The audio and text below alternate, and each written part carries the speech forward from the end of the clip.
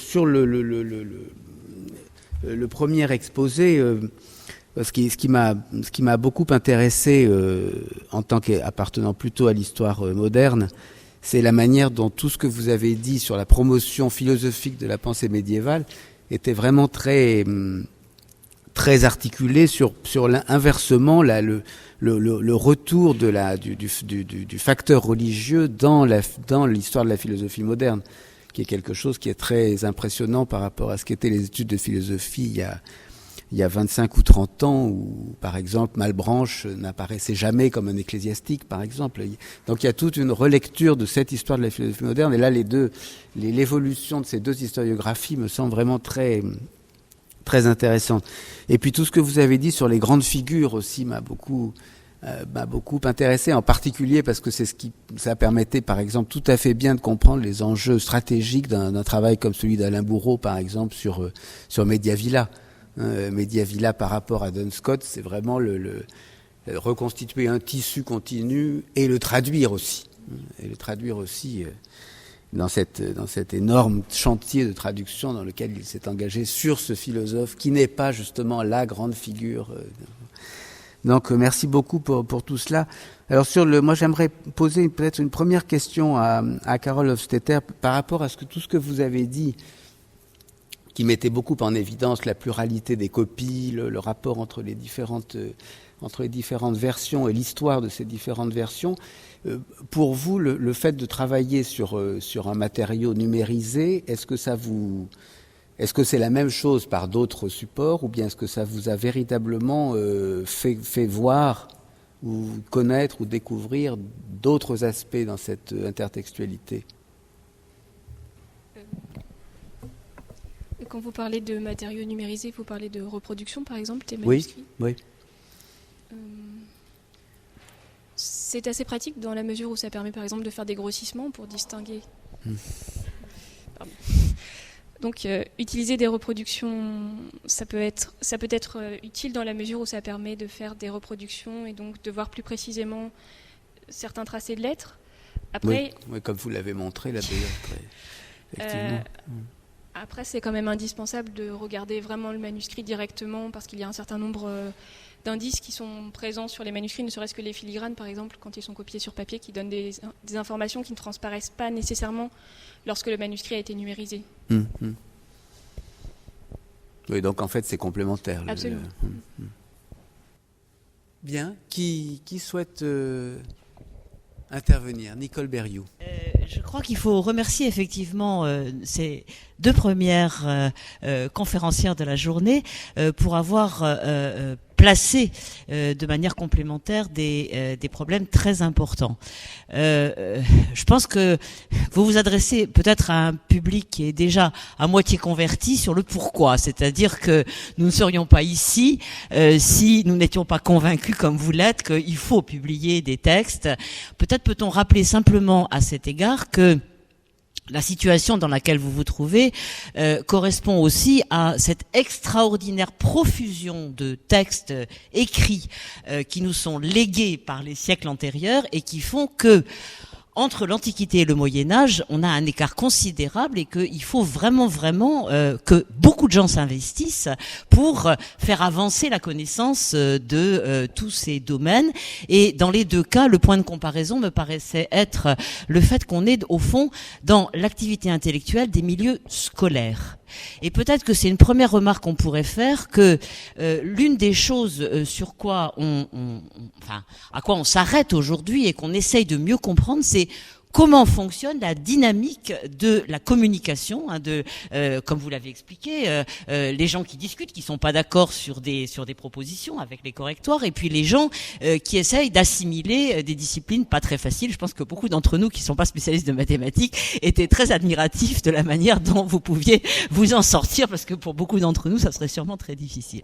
Donc, c'est comment marchent les milieux. Et du coup, je me dis que y a un champ énorme effectivement, mais c'est moins peut-être discuter sur le pourquoi publier des sources. Nous sommes tous d'accord, sans source, personne ne travaille, ni les philosophes, ni les historiens. Mais comment on fait aujourd'hui pour publier des sources qui vont être utilisées par les autres. À mon avis, c'est plutôt ça le problème.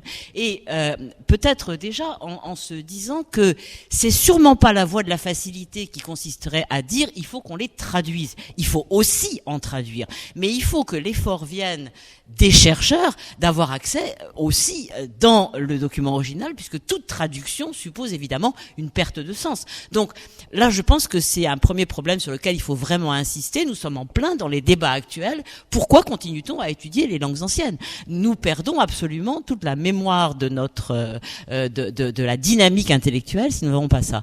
Mais par contre, alors, je me dis que peut-être qu'il y a une réflexion à ouvrir qui est, puisque de toute façon, vous l'avez dit, les institutions, finalement, ne sont pas à la hauteur. C'est-à-dire, il y a très peu de professeurs, très peu de cours, très peu de formation à la paléographie comme il faut, très peu d'accès, finalement, à tout ce qui permettrait la formation.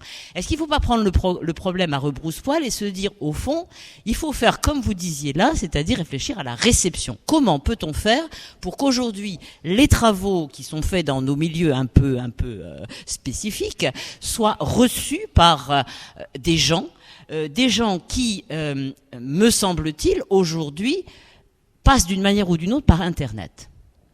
Et ce qui me frappait beaucoup, la question qui a été posée par Pierre-Antoine concernait la numérisation et l'aide à la recherche, mais je me dis, est-ce qu'on ne peut pas aussi poser la question de l'accès permis par Internet autrement, par exemple, au niveau des citations, on n'aura peut-être pas l'idée d'aller chercher dans une édition papier la citation d'un auteur que vous avez découvert et dont on ne savait pas qu'il était dans tel texte.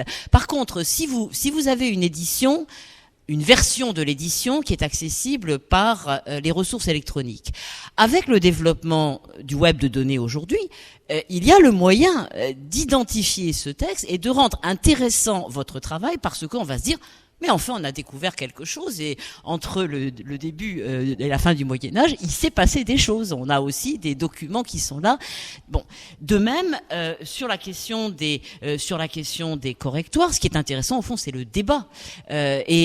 Aujourd'hui, la plupart des gens qui travaillent sur cette période essayent de montrer qu'il n'y a pas une pensée unique, effectivement, comme vous le disiez, mais qu'il y a une pensée qui se construit dans le débat collectif. Et là aussi, est-ce qu'il n'y aurait pas des moyens Je ne discute pas l'édition papier, je la crois nécessaire. Je crois qu'il faut qu'on défende les éditions papier parce qu'avoir sur son bureau un livre sur lequel on a un texte, sur lequel on a expliqué comme on faisait autrefois, on continue à expliquer ce qu'on a fait, pourquoi on l'a fait, comment on l'a fait, c'est nécessaire.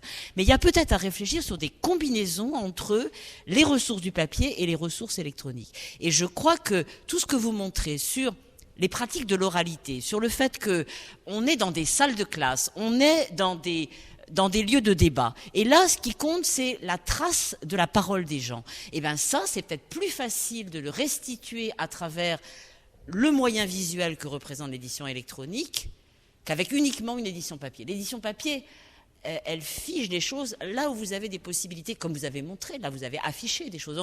On rentre dans le sujet. Donc, j'ouvre la question, est-ce que c'est pas aussi le rôle de ce LabEx de vraiment réfléchir sur la base des exemples concrets qui sont traités par les étudiants dans les années à venir, même si c'est de manière sous forme d'essai, vous voyez, en prenant simplement un ou deux des exemples que vous avez présentés là, avec des études de cas, montrer comment on pourrait ouvrir vers ce qui a été quand même beaucoup désiré, c'est-à-dire le travail d'exploitation des ressources électroniques qu'évoquait d'ailleurs Pierre-Antoine. Oui, je pose la question, je ne sais pas, dans l'expérience que vous avez, si vous pouvez...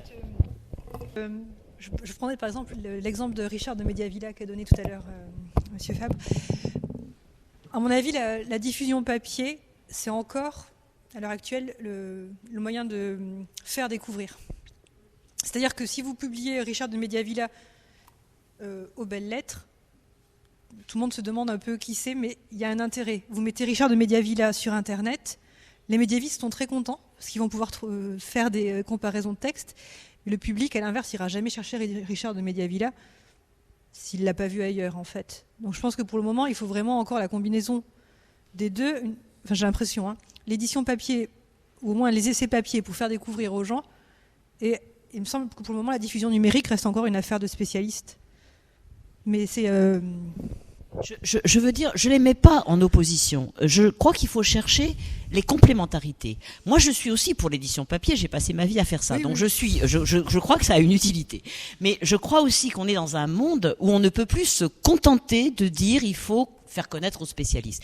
Et je crois surtout que Internet devient un outil de travail qui change les méthodes de travail pour les spécialistes. C'est-à-dire que nous ne pouvons pas tout savoir sur tout, et que si aujourd'hui vous mettez un mot sur Internet, vous arrivez à trouver des choses qu'il y a 20 ans vous trouviez pas. Et donc c'est à ce niveau-là qu'il faut réfléchir à la répartition entre l'utilité fondamentale de l'édition papier, qui doit rester, j'y insiste, et puis qu'est-ce que vraiment permettent en plus ou autrement les éditions numériques. Et je dis pas qu'il faille faire la même chose, je dis il faut essayer de réfléchir à la complémentarité des deux.